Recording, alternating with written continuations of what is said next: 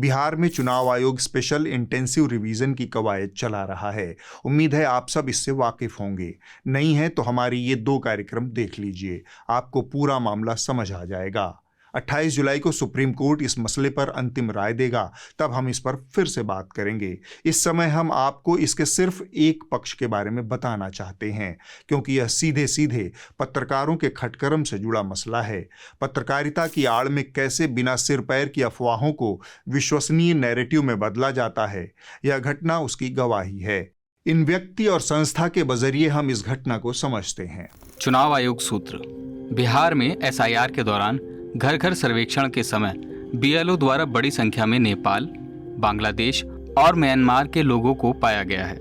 इन व्यक्तियों ने आधार, निवास प्रमाण पत्र, राशन कार्ड आदि सहित सभी दस्तावेज प्राप्त कर लिए हैं। चुनाव आयोग के सूत्रों का कहना है कि 1 अगस्त से 30 अगस्त तक उचित जांच के बाद यदि यह तथ्य सही पाया जाता है तो ऐसे में नामों को 30 सितंबर 2025 को प्रकाशित होने वाली अंतिम सूची में शामिल नहीं किया जाएगा। शर्मा जी और एएनआई के एक जैसे पोस्ट में कई सारी बातें छुपी हुई हैं। हम इन्हें एक एक कर जानेंगे।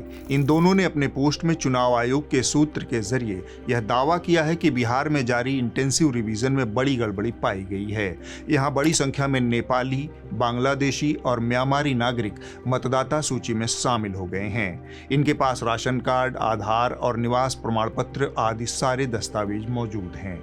यह खबर ये लोग चुनाव आयोग के सूत्र के हवाले से फैला रहे हैं। सवाल उठता है कि अगर यह खबर सच है तो खुद चुनाव आयोग यह बात ऑन रिकॉर्ड क्यों नहीं बता देता। एक प्रेस कॉन्फ्रेंस के जरिए यह बात पूरे देश के सामने रखने में चुनाव आयोग को क्या दिक्कत है। और अगर बचाव का तर्क ये है कि मामला सुप्रीम कोर्ट में है तो फिर सवाल चुनाव आयोग के ऊपर ही उठता है कि सुप्रीम कोर्ट में लंबित मामले में वह चोरी छिपे मीडिया में खबरें क्यों प्लांट करवा रहा है। इस पर एक अटकल यह लगाई जा सकती है कि शायद चुनाव आयोग खामियों से भरे इंटेंसिव रिवीजन के पक्ष में माहौल बनाना चाहता है। तो क्या एएनआई या शर्मा जी जैसे पत्रकारों को इस खेल का मोहरा बन जाना चाहिए? अब हम इसके दूसरे पक्ष पर आते हैं।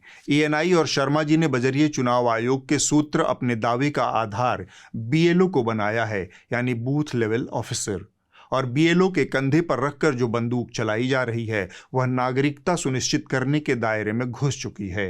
क्या एक बीएलओ को नागरिकता तय करने का अधिकार है? क्या एक बीएलओ किसी के नेपाली, बांग्लादेशी या फिर म्यांमारी होने की पुष्टि कर सकता है? क्या यह काम किसी बीएलओ के दायित्वों और जिम्मेदारियों में आता है? इन सभी सवालों का एक साथ जवाब है नहीं।